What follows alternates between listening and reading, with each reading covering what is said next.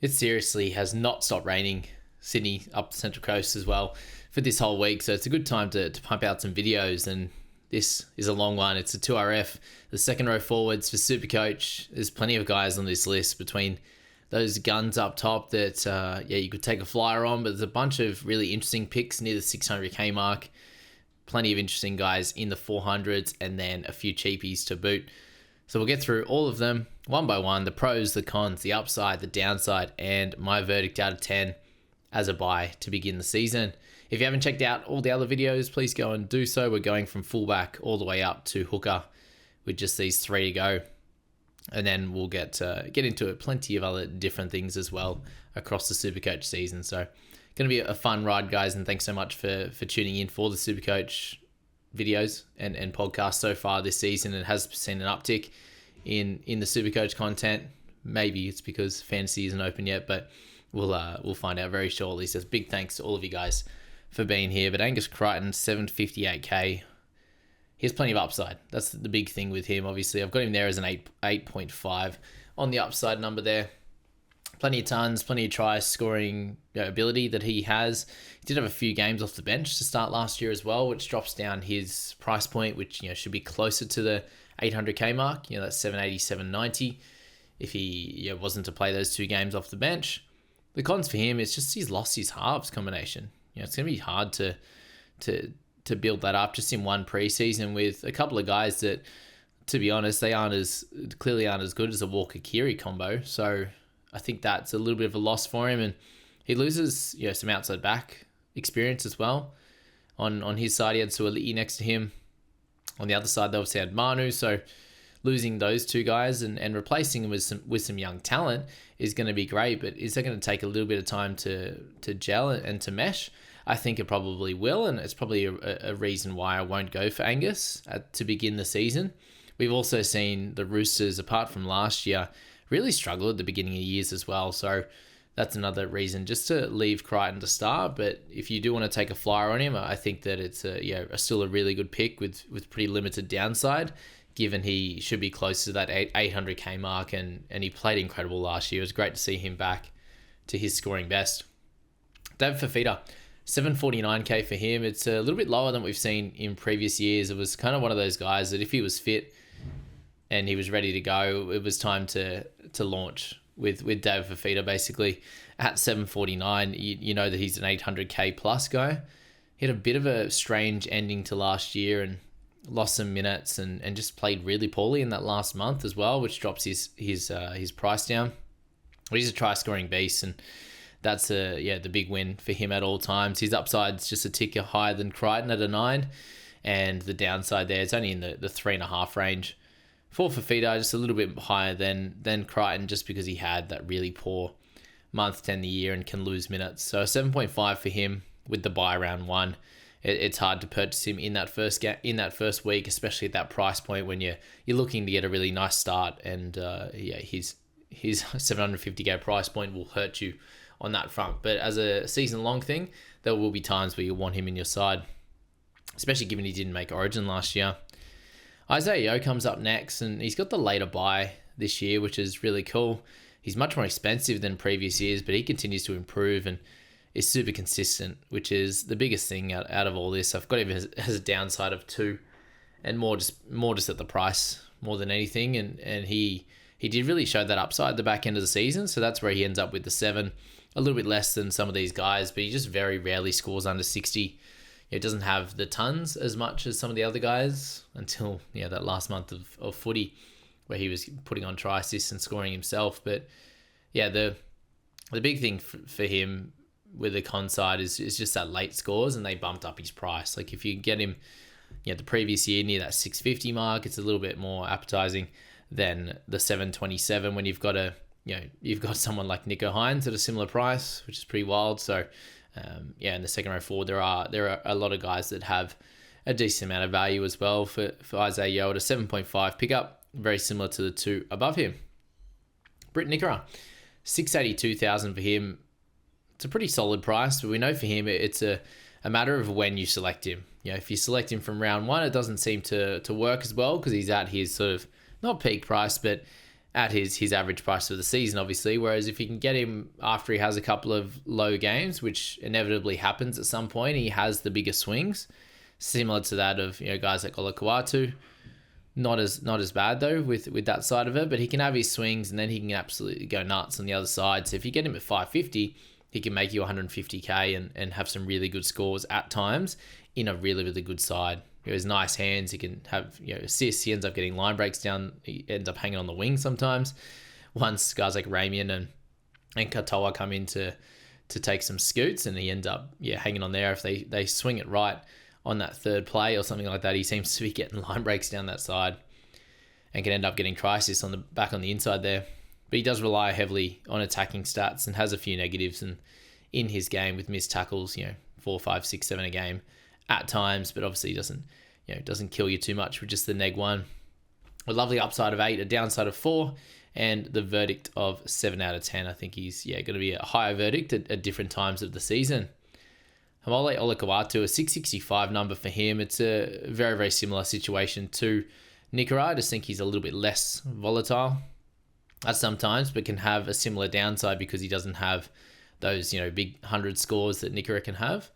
The upside similar on a total basis. I think he can get to the 700 plus type of range and is a little bit cheaper than Nikora. So I've got them very, very similar as picks from round 1. They don't really fill me with an incredible amount of confidence just because of the price that you are spending in that type of position where we know that he can go missing. But for the first half of last year, he was spectacular. And then after he got suspended, he was really poor to end the year. So could be a little bit of an improvement just based off, we probably could see him sitting around 700k, 720k with a pretty good start. Hopgood, 657 for him. The pros is the consistency for Jermaine. Incredible with that. Big minutes in the middle. They've lost RCG. They have gained guys like Jack Williams, but Hopgood coming off the injury is the big problem, and apparently still hasn't been in sort of full training full training, similar to everyone else. So that's a bit of a downside for him at the moment. It's just how he comes back from that. But I do think they need him to play the big minutes. And he's got a pretty solid upside of 7 out of 10. He had an absolutely beauty start to the season last year and was a guy that if you did start with for the first month, it was really, really profitable for you. And then obviously got injured from that. So just a consistent guy that can be really helpful at a non-700k plus price point. So 7 out of 10 for Jermaine on that front to begin the year, with the worries of the injury for sure, and doesn't have the same upside as those other guys. Dylan Lucas, the first one that's in bold for me, 616k. We did speak about him in the center wings, so go back and check that one out as well. But for him, it just to reiterate, it's a really nice 71 average in those edge starts. If he's confirmed to start on that edge, I think he's a really, really nice pick with some pretty decent upside without being spectacular. And the downside is more if he was to get moved in game or, if he wasn't to play big minutes. So the verdict's still an 8 out of 10 if he gets that spot. Cam Murray, 6'10". The worry with him is, does he actually, get there for round 1, or is the injury kind of going to slow him down? Does he start with some lower minutes and they spread that across a few other guys? They do have, Arrow and Colin Matangi and all these types of guys that can play minutes there. Talis Duncan, Daffy Mwale, probably looking for a bigger role. So there's a bit there with Murray, but I think at 6'10", he's going to have moments where he's tremendous this season.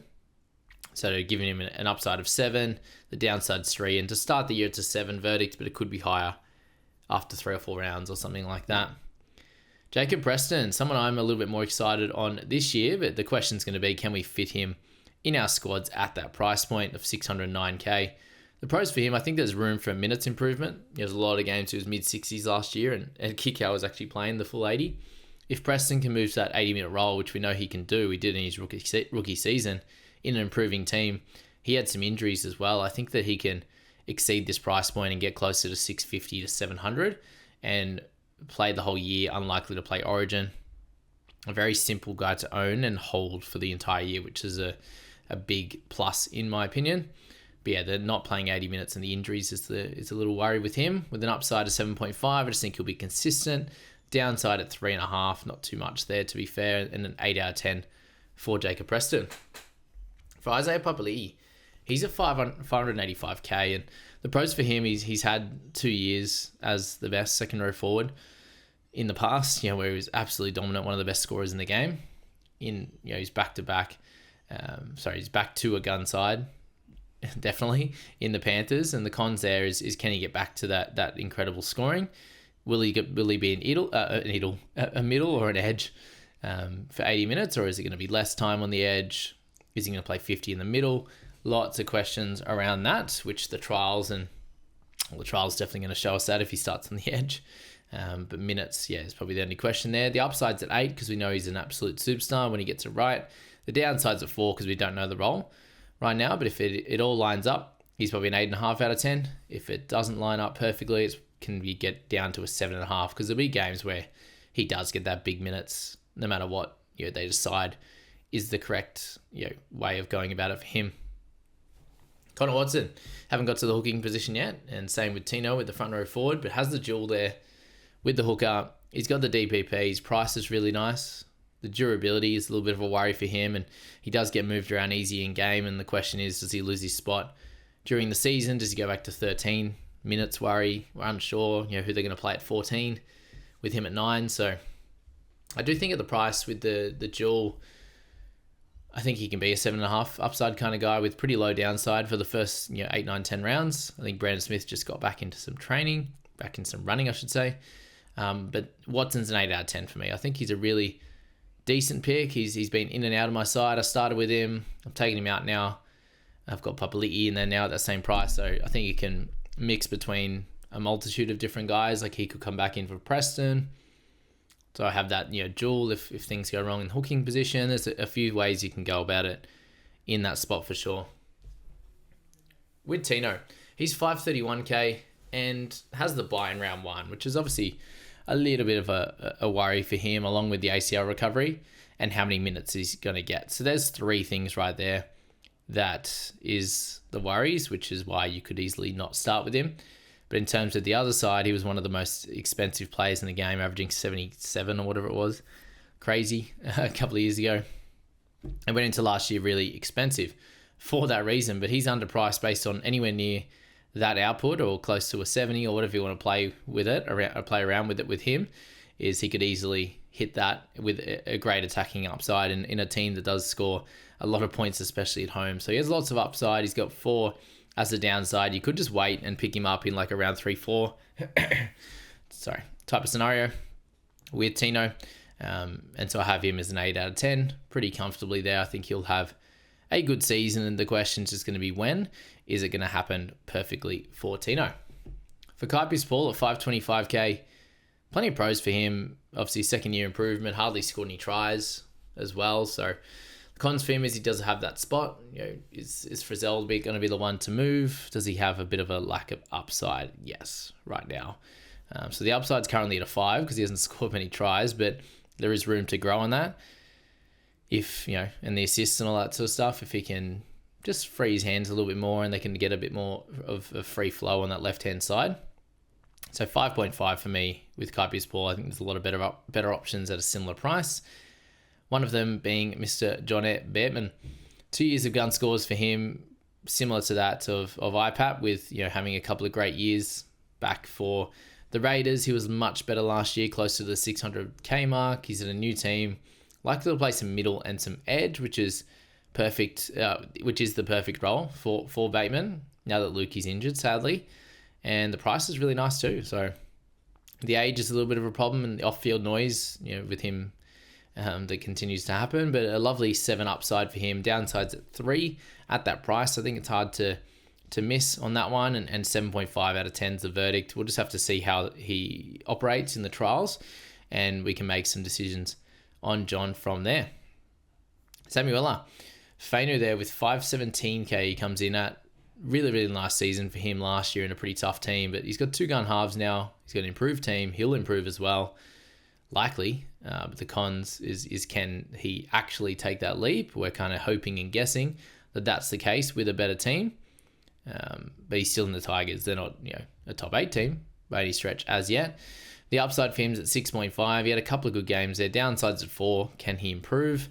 And a 5.5 as well. Zachy Hosking Well, we've got a little bit of a worry now with his calf injury, so hopefully he can be right for at least that second trial and get back into good minutes. But that's probably the worry now, is that, with Matty Nicholson there, is that does he lose some of those minutes because he isn't able to get those, to get the minutes, but get the work through his calves and the work through his legs to get him up to close to 80 minutes, and that might not be the case right now. You've got Matty Nicholson, you've got Hawes. If we're looking at just the way he scores, then there's no problem at all. But you got to look at these injuries and these other two guys that can come in that didn't play, weren't there last year. You had Elliot Whitehead, who was in that starting spot, and now you lose him, but you gain Nicholson and you gain Horse back for more time, more minutes. So still an 8 out of 10. I'm excited for Hosking, but there's a couple of worries there for sure. Scott Sorensen. Interesting, isn't he? He's been 200k more expensive before. He's got a good team if fit. But now he's got lots of injuries last year and he's got IPAP. So the upside's at a 6 for him. Downside's at a 3. The verdict's a 6.5 out of 10. I think he can still score fairly well off the bench if that's the way they go. Bench middle and play a little bit of edge or something like that. We'll have to see if he can get sort of 50, 60 minutes between that role. And if he can, I think he's got some value. If he's on the edge, there's also lots of value, but unsure at this point. Connolly Lemuelu at number 18. He's 483k. I think for him, he had a bit of very much a down year, and his knee was pretty gross. For the first quarter of that season, he kept getting injured, and it looked like it was really bad at times. And then came back, and he played a lot of the season, to be fair. But his team, it's a little bit of a worry. He's got scoring upside, in my opinion. He was higher priced in 2023, much higher than this, and did a really good job. And then injuries I think hampered him last year. So he's got 6 upside, the 3 downside. I think he's a pretty solid pick, 6.5 out of 10 if you wanted to take that plunge.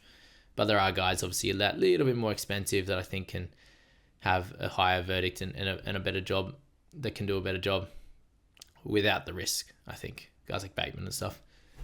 Tom Gilbert, 462k. He's very, very cheap, isn't he? Team leader. He's had 2 season-ending injuries in the last 2 years, which is pretty frustrating for sure.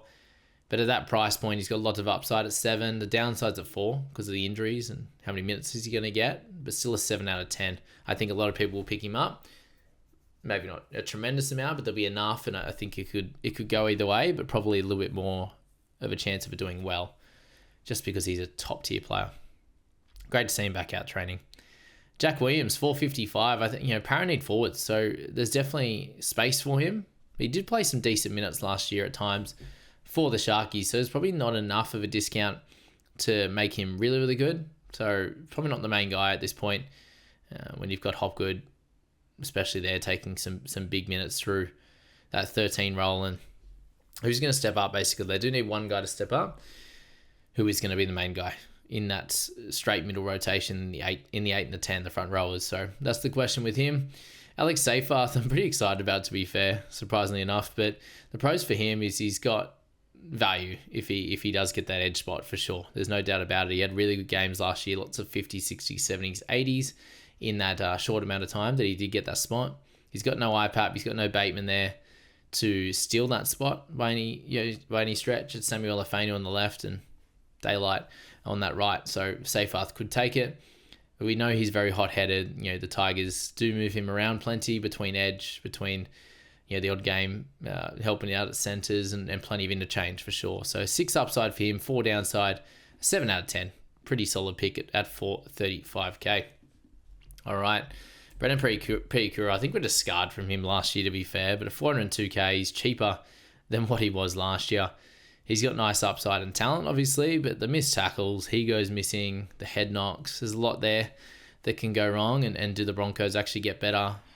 He's got Ben Hunt next to him. Does that improve things for Piakura? I think it should. Can you start with him in round 1 at 402k? It's a worry to be able to do it 2 years in a row, but the good thing is he's not going to be playing the first game, so you don't have that stressor. 7 upside, 5 downside for him. I think there's plenty that can go wrong, so he has to sit at a 6 out of 10, but is someone that you could start with comfortably enough at the price point. Like, he's not going to kill your season, let's say that. Jack Bird. Went through him in the centres. If he's playing in the middle, happy days. If he's not, don't pick. Pretty simple as that. Got him a 7 out of 10 if he's at 13. Go back and check out the centres if you want a little bit more detail on Jackie. Finafuaki. he's an interesting one. 367. He should have the starting spot, and he can definitely score the odd try, but his base stats are terribly low. And is there much upside on him? Like if he was to you doubt he'd be getting 80 minutes, and if he was, then that would be where the benefit is. But if he gets 65 to 70, he's probably only 50k or so undervalued. So it's not a super exciting one. I've got him with a little bit of upside at 6.5, a bit of downside there, but at the price, again, you can't really go wrong, but you don't want to spend an extra 100k on someone and then kind of stink it up, or you could go 100k extra and get someone better. So 7 out of 10 for him, solid enough. Nafahu White, I probably have him slightly ahead of Finn, but again, all these guys at that price point, White, Horsburgh, they can all do a really good job. He's got the DPP, there's no May, there's no Warrior Hargraves, some good growth for him. He played pretty well in the Pacific Champ stuff. The cons for him, he's in and out of the role last year like May was. So does that happen again? Does he get 50 minutes, then get 30, then get 25, then get 45? It changes a lot. So that consistency wasn't there at all for him. But the upside's at 7, the downside is at 3, and the verdict for him is a 7 out of 10. With the dual position, he should actually get a little bit more of a bump, which I will change that now on Nafahu White, and I'm going to give Horsburgh a little bump on Nafahu as well. Corey Horsburgh. Pros for him, he's obviously been a previous gun, just a year and a half ago. The dual position's great. The price is way under. He's got a big discount on last year. He's back in favour at the end of the season and had a beautiful try to help them get back into that game. And I think they've sorted out their issues between him and Sticky, hopefully anyway. The cons for him, he obviously can fall out of rotation pretty quick. Likely bench to start the year, and we're unsure of minutes as well to begin the year. And hopefully the trials or he can talk or it's getting so good with journos that are close to the teams, with Barry Tui and these types of guys that and coaches talking enough and players talking enough that we can get enough information hopefully in the preseason. But an 8 upside for him. We know he has close to gun territory scores, and then downside at that price is probably a 3, even off the bench, and a 7.5 out of 10 for him. Mate Nicholson. Yeah, if things improve for him around, getting some minutes, if Hosking's a bit slow to come back, then he should get a bit more of an opportunity. He's a young, good player. There are 2 back rowers in front of him, so that's the big con. And at that price, it's not the worst thing in the world, but 7 out of 10 for upside, 4 downside, and the 6 out of 10 verdict, and it has room to grow if his role does improve. Kai O'Donnell. The pros for him, he's a try scorer. Played the Lead Leopards over in the UK. It looks like he's improving. He's a chance at that edge spot as well. And I did just look at, Tom Mamone, which Whisperer just was spitting some truth about his stats, but not in the NRL, that's for sure. But he's got a lot of tries with the Lead Leopards as well. So these guys playing together. Bateman may take the spot, which might be the problem, and then he'd be an awkward price. If he was to get the starting role, get 50 minutes, then that'd be great. I think everyone will have him, but if he doesn't, if he's off the bench, it'll be hit and miss. 6 out of 10 for Kai, but has upside with the try scoring. Last few guys, Trey Mooney, 317k for him. He's a good young player, just hasn't kicked off yet. He's behind a million forwards, so 5 out of 10 for both upside, downside, a 4 out of 10 for now. I just don't think he gets enough minutes. Matamua in a very similar type of situation. If Jack Bird's going to play 13, I just don't see the minutes for him. The question is, he's improving, he's getting older. Does he finally get those minutes? The cons are he never gets the minutes as much as he gets spoken about. So 4 out of 10 for him. Josh Schuster, I haven't heard anything around him potentially getting some time on the bench. Is he just going to be a depth guy? His couple of years of yuck. He's got injuries in and out. New team, plenty of upside, obviously, but I just don't think I see the minutes. He'd need like 40 in the middle or something like that to be worth it, 35, 40. Could easily come in and out of the side. Once they're fully fit, and they've only got, they could start in round 1 if you didn't see Aitken or Murray, but if they're there, it's, I don't think he makes the side. Charlie Geimer, I had him in my original team setup. I've got Varmaga ahead of him right now. But Charlie, I think he's in a really good spot just for minutes. Like I think he did really well for a couple of games last year. If he can keep that opportunity and get sort of 30 minutes off the bench, which is every chance, especially if there's an injury, then I think he scores well and I think he makes money. But at the moment, probably close to that 17th guy, 18th, 19th, one of those last forwards. Probably not perfectly ideal at this point. Vaimaga signed on until 2028. He's the Tohu, we had the Tohu retirement, which was sad, but it helps guys like him get opportunities. Was going to need close to 30 minutes. Can he get that? I think there's room for a youngster to play in this pack. They've got a lot of utility guys in Walker and Aaron Clark, and I think they just need someone to just push forward and help out Fish when he comes off. So upside 6 for him. I think that if he can get the minutes, the PPM's good enough. A 5 out of 10 at this point. But yeah, just a cheapie that you could slot in. And then Blake Steep to finish things off at 232k. The pros for him is just a similar chance to Vaimaga and Charlie Geimer, just with a couple of Roosters middles leaving. Played a few games last year. I still think he's down the pecking order. And if he can improve, he can get a spot and do well, but just the minutes probably aren't there. So 3.5, the lowest one of the list. But that's the 2RF, guys. The second row forwards are pretty interesting. As I said, there's a bunch of guys up top that you could spend money on, a bunch of guys in the 600s, a few in that fours to 300s type range, and a couple of cheapies that could be maybes at this point. So hopefully a couple of cheapies do pop up, because it's a position obviously with lots of players in it. And there's heaps of different strategies, which I went through at the beginning of the year. But do you pick one of the top guns, one of the 500-ish, and then a few of these mid-range 3 to 400s guys and a cheapie if there's some value? We know last year it probably worked best to have a gun.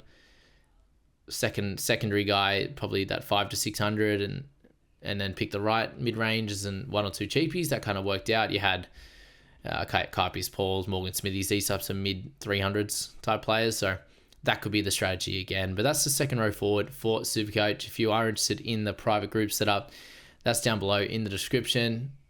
One payment for the entire year. You get Big Bash, you get NBL as well as Fantasy and Supercoach. So yeah, a one-stop shop.